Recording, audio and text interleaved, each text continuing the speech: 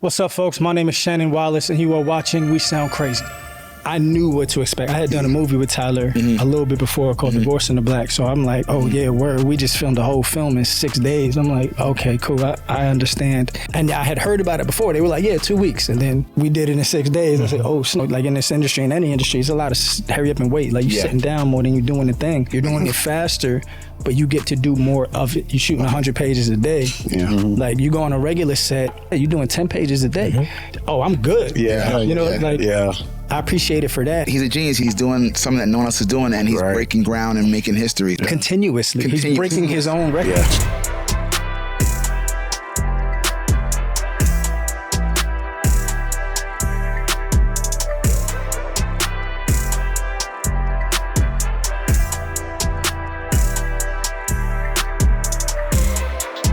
Welcome to another week of We Sound Crazy, your official backstage pass to all things music and culture. What up?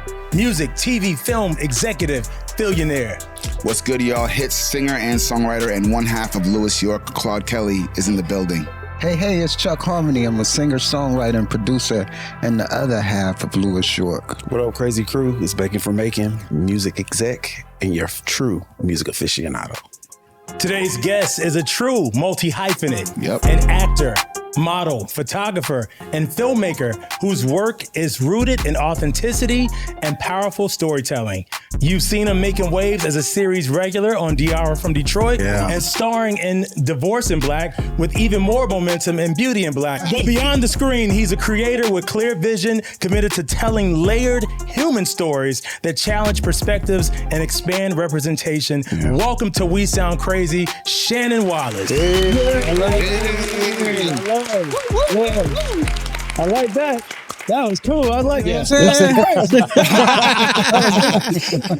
Crazy. The intro was good. The intro was good. I just making sure the intro was good. Welcome to the show, bro. Thank you. We have been seeing you on screens, killing the game. Yeah. So you are clearly on an upward trajectory with this entire entertainment thing. How does it feel to be all eyes on you? How has life changed for you? Oh, yeah.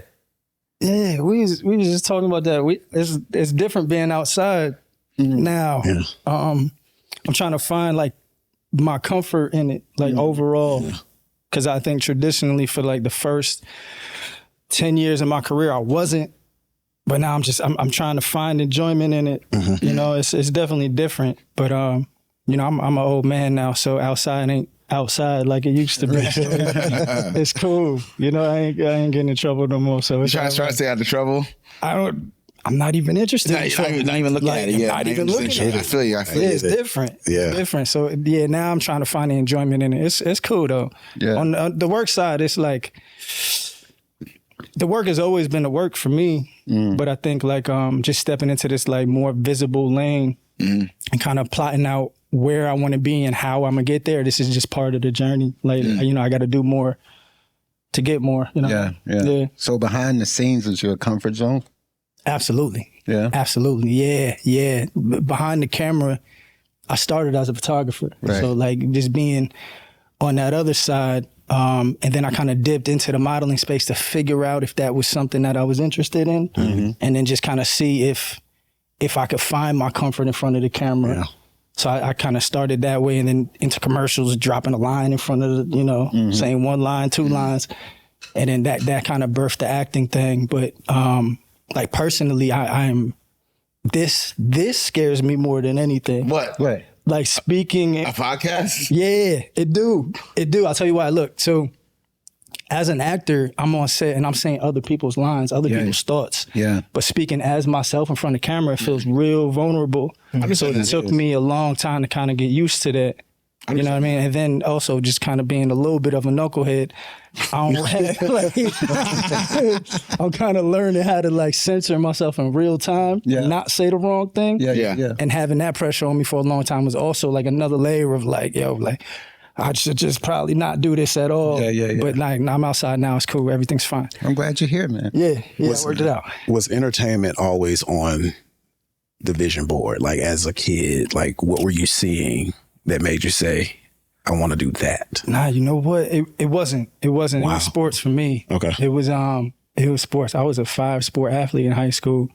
Yeah, that kind of translated to a little bit into college, but after that dream folded, it was I was a social worker, man. Like I got out of school, I was a social worker. I was doing that and kind of finding that like this ain't I can't hold this up. Yeah. Like I was 22, 23. I was like, I can't sustain this. I gotta figure something out. Yeah. But yeah, I don't know what it was. I can't prescribe it. Like I don't know exactly what it was that led to the entertainment thing, but it was always kind of I don't know, like you know, when you look back on your life, like things start to make sense. Yeah. Mm-hmm.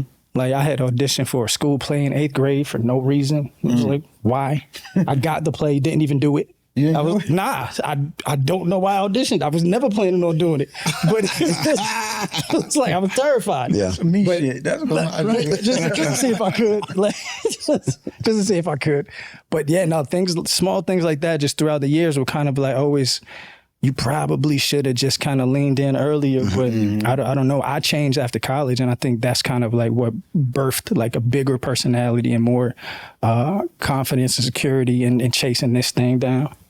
Yeah, I hats off to you for going into social work. Like that is not an easy job. Yeah. Emotionally. That's what it was. Yeah. That's what it was. I didn't know how to separate it. I didn't know how to not bring the job home. Yeah. Wow. And going in and finding systems and like finding loopholes in the systems and my you know, my client list, my caseload, knowing the loopholes. I'm like, this thing is never going to change. And you know, you want to go in with that, you know, you bright-eyed, bushy tail, but when the reality hits and you're like, oh, it's built like this to stay like this. That was it for me. I was like, oh no, I can't. Let me get out now. Let me find what I really should be doing. Kind of fill the passion cup up a little bit. And see what that's like. So I love this show. It's a BET series called Diara From Detroit. Yeah. Love the show. Chris was your character? Who was missing DeAndre. most of season 1. You have to go watch it, stream it on BET Plus or Paramount Plus. Season 2 is in the can, I'm hearing. Yeah. I would say a little birdie told me, but I heard the street. They told me that season 2 just wrapped. Yeah. What can you share about this season 2 of this? It's a great show. To me, it's really one of the best shows on television. Yeah. And I'm hoping BT, I love you, Louis Carr, and everybody over there, promote this show. Yeah. It's such a great series. You're right. But, okay, what can we expect for season 2? It's better. In my opinion, it's better than season 1. And as a pilot, I hadn't really read anything that was that dynamic in a long time.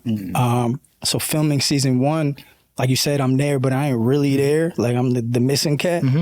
So I didn't really I ain't read the scripts for season 1 because I read my stuff. So as the show came out is when I watched it and learned the story. And I got to watch my friends do their thing. So going in, I really didn't know what to expect. And coming out, I now have new expectations. There's a bar that Diara created and Diara and Miles and the whole team at BET, they created a level of quality and substance and nuance that they had to kind of piggyback of and for season 2, and they did it and they made it better. And I just didn't see how it was possible. I think with my character, I get to do a lot more. They gave me a lot to chew on, which was cool. You know, them pulling me aside and be like, yo, we trust you to hold this thing down. That was cool. That was refreshing. That was fun as hell. Like I did some stuff that I hadn't been able to do on camera ever in season 2.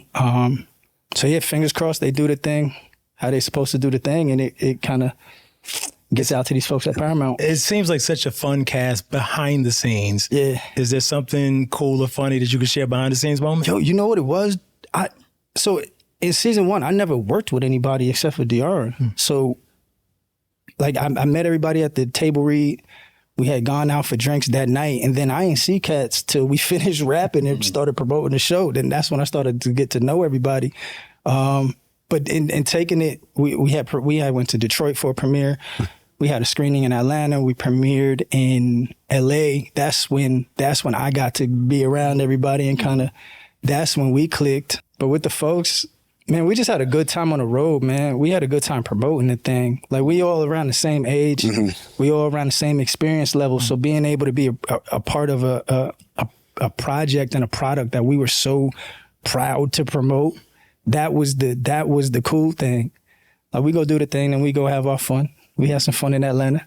Yeah, you know. You can always have fun in Atlanta. You can have some fun in Atlanta. I can help you find it if y'all need me. At Phillionaire 1911. I can help y'all find it if you don't know where it is. What's the process for you of getting into the mindset of a character? I know every actor has a different thing they do. Some people are just like, I learn my lines and I'm up there and I go. But is there like a ritual? Are there things you do to get into? Get into it? You know, I use music, man. Really? I make playlists. So, like, you know, depending on where the thing is set, when the thing is set, I'll make music in the time and the place, just to kind of get an idea of what my character would have been listening to. Because that informs you a lot. Like, I think, like, just in general, if I use myself, like, I have a very diverse palette. But if I'm in a specific mood, I'm kind of like shrinking that thing down, and I know exactly what I want to hear right now.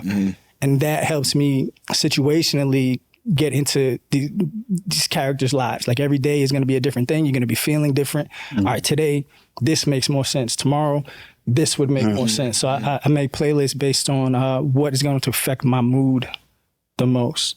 And then from there, it's just kind of, it's alchemy. You kind of do the work beforehand, but the music is like y'all ever see like Captain America? Y'all know like Bucky, he got his code words. Like, for me, that's what music does. It's the turnkey thing. You know, and then I'm in. And then clothes help as well. Clothes are big for me. I heard Michael B. Jordan had 2 sets. He said 1 size down, 1 size up for each character in Sinners. Things like that are things that I do as well. You know, the weight of the clothes determine how you're going to walk in them and stuff like that. But music is definitely the thing. That's the consistent thing through every character is music. That's just that's a universal language that I think most people understand. Absolutely. You know? Yeah. What genre of music show up the most on your playlist? Oh, that's a good question. What genre? Like, personally, in my life, like, I'm an R&B cat.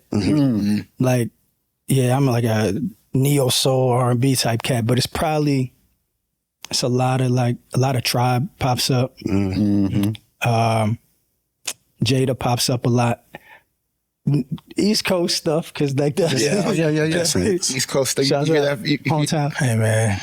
East Coast. I mean, New York. No, we love East Coast. I mean, VA. I mean, NYC. We help New York create a lot of greatness. So it's just that's what we do. Oh wow, that was VA. You know what I mean? That was crazy. It's just saying. We love Jay-Z, but I mean, I just my brother special Pharrell, guest. Timbo. I mean, Let our special guest live. Yeah. I see what you're saying. Express himself. He said a lot of East Coast hip The hop. views expressed on this, but I'm just kidding. Yeah.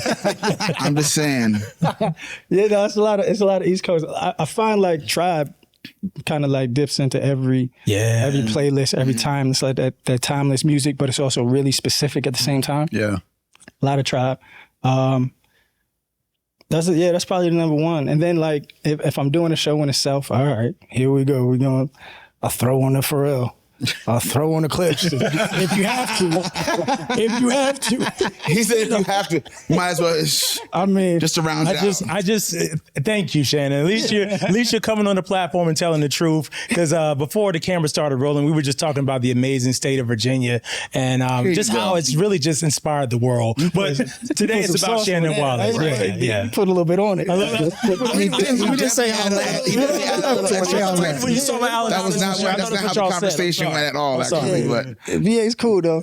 You said you have a diverse palette. I would love to know your 5 go-to albums of all time. Sheesh. Right. Okay. Reasonable Doubt. Miseducation. Ooh. Pimp a Butterfly. Forest Hills Drive. I'm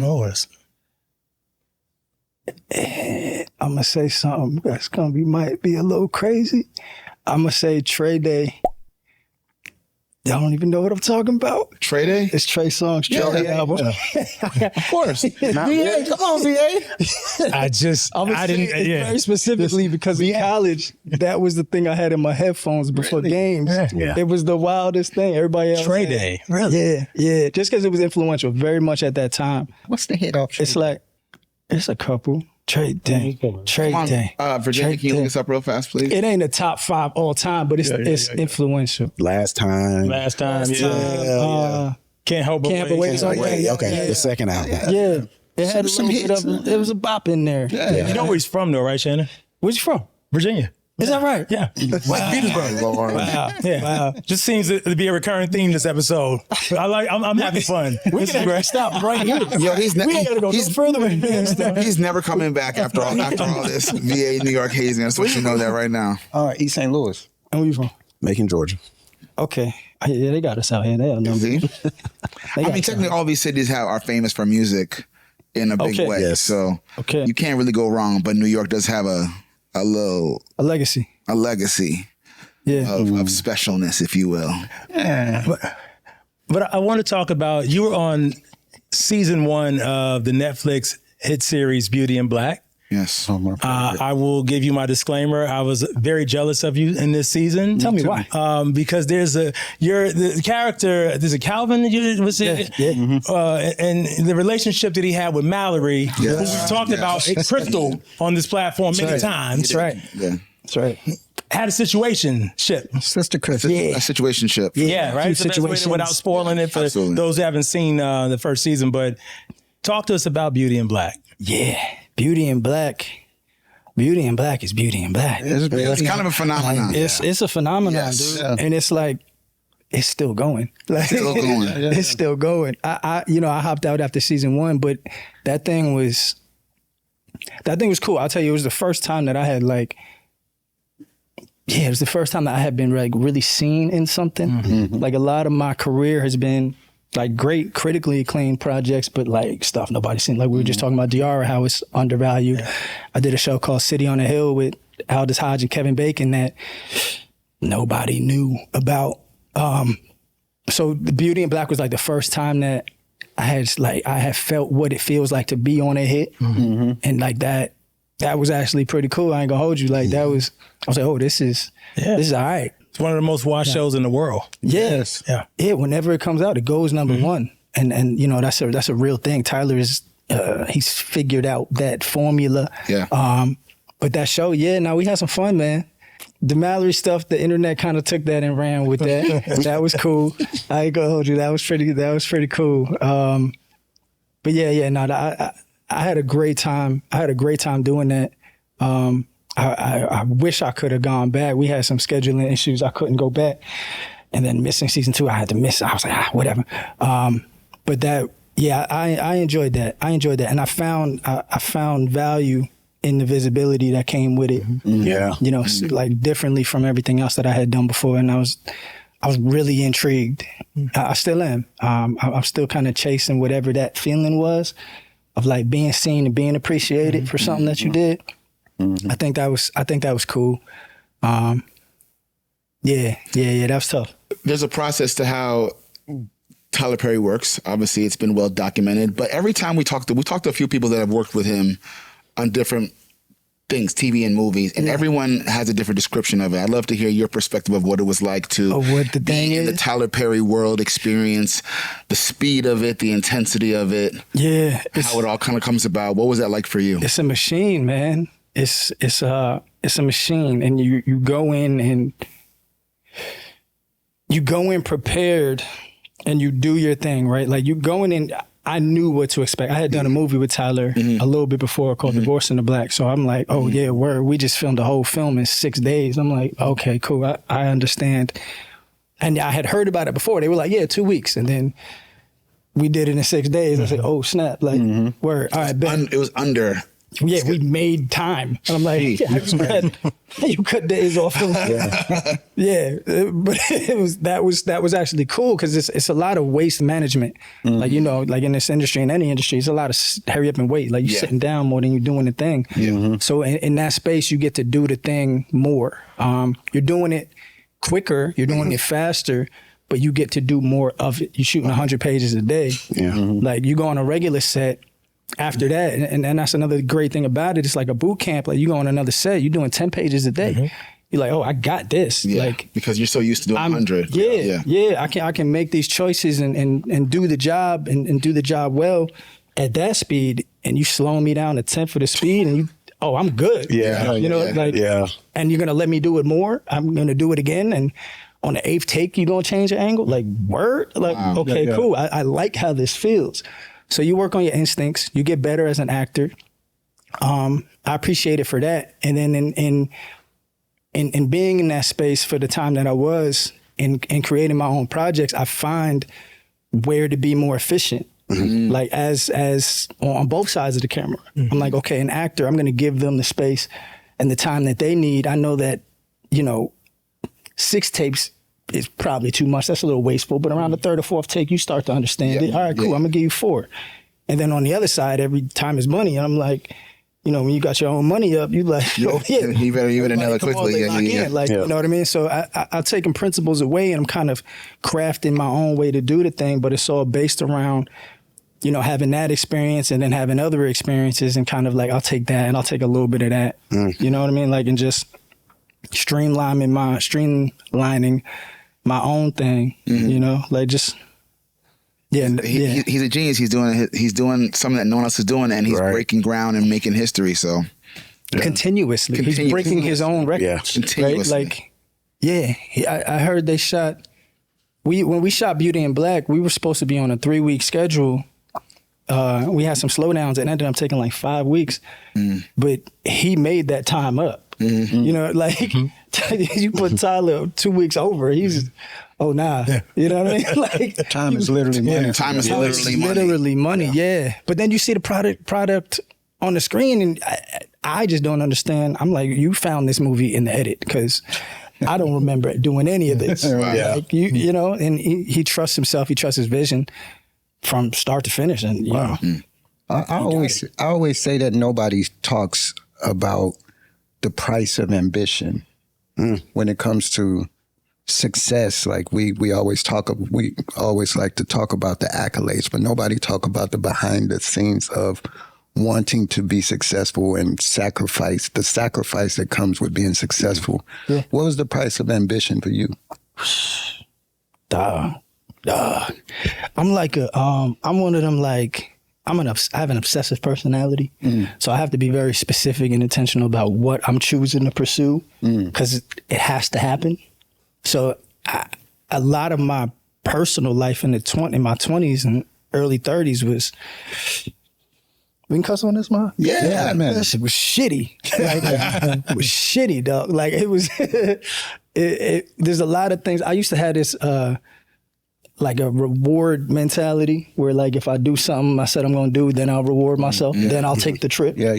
And then this thing took a little bit longer than I anticipated. I ain't been on a vacation in 4 years. Type thing. Sounds like me. Like, I'm still Yo, but you got to be careful with that, right? You got to live first. Like in the art space, I find that if you put the life first, it's going to inform the work. It's going to form the creative. It's going to form the art. That's good. Right? That's good. Like, and that reframe happened probably around 31, 32, where I was like, I have to live more than I work. That's the only way that this thing is gonna. That's good. It's the only way I'm gonna be able to sustain this thing. Yeah. Right. If I'm choosing acting and I'm making that the choice, and that's the job and the only job that I'll have for the rest of my life, how do I sustain my personal relationships with, girlfriend, whatever, family? How do I do that and do this? Yeah. And I found personally that I had to live more than I work. But it took a while. It took a minute to get there. Especially in New York, you put your head down. You can be grinding forever. Time is flying. Yeah. And then once you get the thing, it's not good enough. Right. So you're grinding even more. Right. Yep. Like, and then you pick your head up. You lost people. You missed birthdays and like shit like that. Now you got to be real careful with that. But I figured it out. And moving out to LA a couple years ago, I figured it out. I was like, all right, I'm gonna put myself in some good weather. Yeah. I don't really know people out here. I'm gonna isolate myself and I'm gonna find me. And then I'll find the work, and it's kind of working. How do you maintain your sanity in this entertainment world that can be so up and down? Like what is it that you do? Any practical things that you exercise on often that helps you to just kind of maintain your sanity in this business? You know what? I treat it like it's something that I do. It's not who I am. Yeah. You know, like I tell people, and they think it comes off a little bit as if I don't appreciate it, but I'm like, acting is a thing that I do. It's one of many things that I do. Yeah. Right. But I don't put it ain't rocket science, right? It ain't social work, right? Like it's cool. So I don't let it kind of get to me that much in that way. I think overall I'm an artist, and there's a lot of creativity in me that I have to get out. So I think that's the way that I do it, right? Like I'm not beholden to one specific thing. Like if I want to paint a picture, I'm gonna paint a picture. I can do that at any time. If I can pick up my camera and take some pictures, I can do that at any time. And that's the thing that holds me down in this acting space when times get a little dry, or, you know, unions shut down, or, you know, we had the fires in California when nobody was doing nothing. I'm like, all right, cool. I can kind of that passion cup that I was talking about, it's staying full, but I can get that out, and then it's gonna start filling itself back up. And, you know, I just do things. I say that a lot to people too. I just do things. Whatever I want to do, I'm gonna do it. You know, like just. But I always have to be doing something too. That's a little bit of the trouble. Chill. Right. But I just think I don't know, man. The older I get, the more of an artist I feel like, and I think like that's when I started to build slashes. Like I do this, and then I do this as well, and then I do this as well, and it's not. I would drive myself crazy waiting for the phone to ring for somebody to give me an acting job. Like I just can't. I can't do that. Like. Up here and financially, that just don't compute. So I just do a bunch of things, and, you know, it's not even about return. It's just getting it out. Yeah. So speaking of those slashes, you talked about like having to do more than just act and be in front of the camera. I want to tap into your filmmaker side for this moment. If you could build your dream movie, dream cast, dream genre, go for it. I'd love to hear your vision. That's tough, dude. That's tough. My dream genre to play in would probably be... You're the filmmaker in this one. Yeah. Well, you can star in it if you want. Oh, I will. Okay. Starring me. I'm gonna be in my own blockbuster. Yeah, I'm in this mug. I want to play... I don't like the structure of like a genre film. Genre specifically, like, oh, this is a horror film.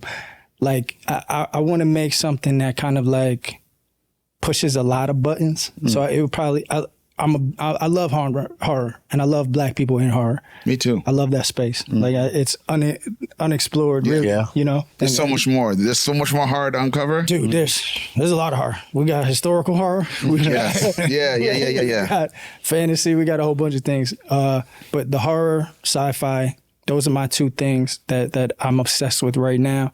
I would star in the film. Denzel would be my pops. Angela Bassett would be my mother. Dominique Perry's my sister. I'm a director joint. You ain't gotta worry about that. And Phil gonna produce the joint. Man. We in there. 3 diamonds. We in that thing. I'm ready to go. We're doing. Like, genre in general. Yeah. Just make sure you call me and Chuck for the soundtrack. Right. Man, we good. Yeah, we keep. And then I'll get we can all get our tuxes ready for the Oscars. Yeah, you know what I'm saying? It's a horror film about 5 cats on a podcast. the joint called "We Sound Crazy." Yeah, shit, it is a horror to me. Man. I'm nervous. It's a horror. As long as the zombies are from VA, you know what I'm saying? Wow, that's low, man. Is that low? Is that low? That's low, bro. All of my VA peeps just put a close up on that guy. Get on him. Focus on that. You know what I'm saying? Don't do that, because New York will stand up. Horror. Explain what you mean. I just want to deep dive a little more about what's missing from horror and why you love horror so much, because it's a space that obviously Sinners just did well in. It's a space, I think, of Get Out. I think of these real life things that have not been explored through the horror lens. Although racism is horrific. The world we live in right now in many ways is horrific. So it's actually an open field. Yeah. Yeah. What kind of topics do you want to cover in terms of all of those, right? Like I think like what Coog did with Sinners. I say Coog like I know the man. You gotta speak it. You gotta speak these things. Hey, what's up, Coog? What's up, Coog? What Ryan Coogler did with Sinners was he took a historical like fact and trend, and he kind of he wrapped it in this. He presented it in a way that was palatable to the masses, right? Yeah. Like, when we watch the film, we know what these themes are because they're right on the surface for us. But he had to kind of package it in a way and mix genre, right? There's a lot of comedy in that film, right? There's thriller in that film. It starts off as like a coming of age drama with two brothers, you know, like it's genre bending. It's kind of a musical. Way. It's a music. It's a musical, yeah. Right? Like, yeah, that's what I mean about like, you know, we have these historical, even the Asian aspect in it and how historically accurate it was. Yeah. We have these not spoken of histories that we can tap into and just adds depth to any story we tell because we have that to rely on. Yeah. You know what I mean? If we're talking about the thrills of a horror film in the Black space, that can go anywhere. Anywhere. Right? Like that, there's just so much room for it, man. There's so much room for creativity. And just the visual of just seeing us in that space, like us with Lupita, what that film did, her being able to do it in the way that she did, like that only comes, that's ingrained, dog. That's in the veins. Yeah. You know what I mean? That's history right there. I would love to see more of that. So more power to that vision. Yeah, dude. Even sci-fi. Sci-fi too. It's the same thing, man. Like Coog is doing X-Files. Like Coog is doing X-Files. That's like, you gotta speak it, bro. I'm just like, hey, I feel like I know the man, bro. Like the last 10 years, you know, his films have been really important. Yeah. To everybody, I feel like I know him, you know? But yeah, that's dipping into that space and in the way, in the smart and educated way that he is. Hopefully it opens, you know, more doors for other filmmakers and artists to kind of, you know, chase that path down. Yeah. He's kind of laying this new blueprint, you know. I don't remember what film it was, but I know it was a Jordan Peele film where he took I Got Five on It. That was us, wasn't it? That was us. That's It was us or Get Out. It was one us. of It those was us films. when they were driving. Yeah. They were listening to the car. In the trailer, he took a rap song and made it super cinematic and super scary. Yeah. What rap for your film? What rap song would you take and That's tough. and make it? Oh, that's cinematic? good, boy.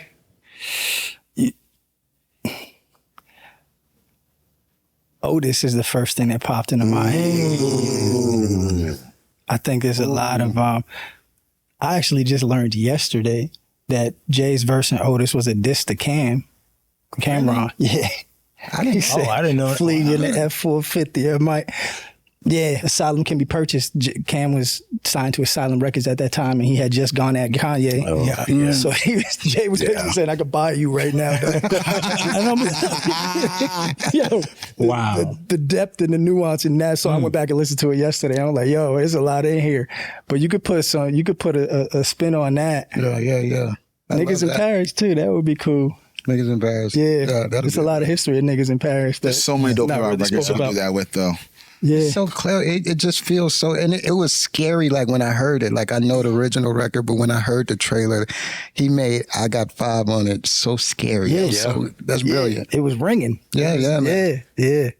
It's visionary, man. He's a visionary too. It's visionary. Is there someone in the film arena that you look to for mentorship? Someone that if you have questions, you can just hit them and say, "Yo, like, how do I navigate this experience or this opportunity?" Yeah, historically I haven't, and I think that was the thing that I had been missing for a minute. Was like I'm just out here, I'm just butt naked out here, just going. But Tyler has become that. Yeah.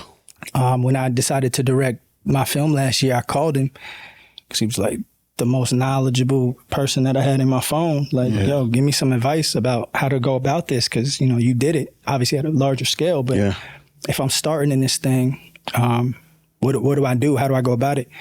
And he was like, I'm not giving you any creative advice. Like, that's not what you're calling me for. But the executive advice, I'm going to give you all of that. He said, put your own money up and own it. Like, if you believe in it, throw your money up, prove it. Ownership and authorship were two things that he had kind of like just drilled in. He was like, first things first, make sure it's yours. You know, don't make something for somebody else out here. So like I'm running with that, but I haven't had mentors, man. And I really wish I did, especially in the acting space, because I'm new. Like, how do I go about this thing? Like, if there is a path or a blueprint, like, what is it? Yeah. You know what I mean? Like, from the outside, you can only surmise, you know, so much as to like what you think it is, but you really don't know. Right.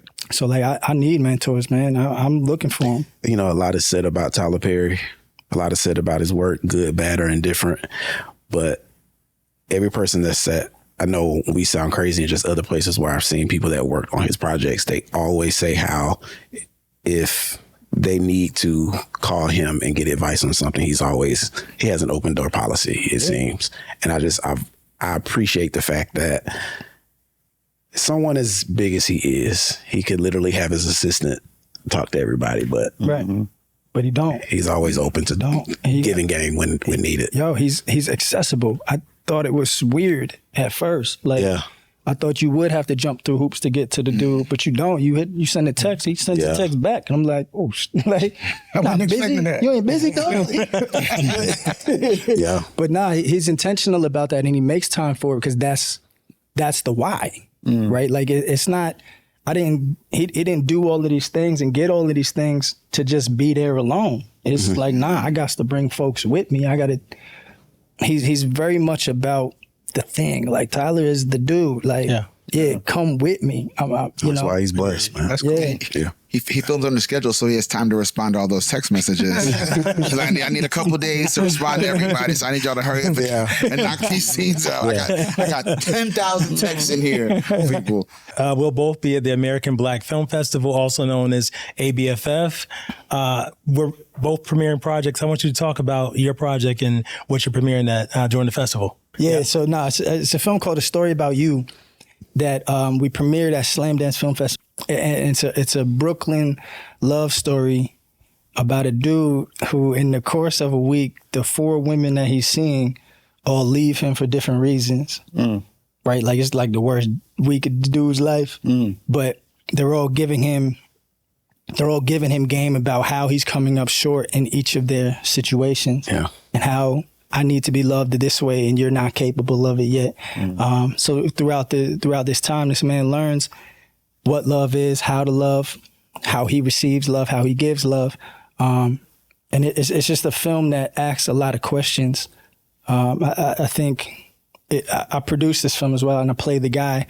But in Jumping Aboard, the film was originally written as a play. And it was this 4 or 5 act structure told in vignettes and soliloquy. And I was like, this is really interesting. The dialogue is really, it's poetic and it's artistic, but how do we make this thing a movie? And in figuring that out, I became obsessed with the idea of like starting dialogue. Like, after you finish this movie, just what are people going to be talking about? We don't have to answer the questions in this film, but I would like it to be a prompt. And I think that's what we did. And at Slam Dance, it became a success. And I think piggybacking off the success of that, ABFF was like, yeah, we like this. Let's continue this dialogue. You know what I mean? Shannon, I'm excited about your future and excited about collaborating with you on potentially a project. Our Denzel, Angela Bassett, we sound crazy. Dominique, we sound crazy. With the people, the zombies being from New York. I mean, it's a whole thing here. It's a real thing. But no, I really want to salute you and just keep doing it. And you got an open seat anytime. Yes. Come back, share what you're working on, and just talk to our audience. And we're going to debate you on the music of it all. But definitely, I want to continue to see your evolution and your trajectory just grow, man. Salute, though. Thank you. I'm gonna use you as a resource, brother. Like, you know a lot about this thing that I don't know, so yeah, you know, I'm here. Yeah. Make sure you follow us on all platforms at We Sound Crazy and WeSoundCrazy.com. Click and subscribe below. Bro, this was a pleasure. Come again. Okay. Whenever you're outside, come again. Yeah. This is fam now. Yes. You have a space anytime. Get Shannon outside more. He over there, like, we got to get him out the house. You got to get him out the house more. Get out the house, bro. I appreciate We got that. moves to make. We got moves to make and money to make and careers and history. Let's go. Yeah, we got to be outside the Since house. you put it that way. Yeah. Right. You're like, The money. outside, With the money. Make some noise, Shannon Wallace. Thank you. Until next week, We Sound Crazy, y'all. Peace. Y'all are dumb. We sound crazy.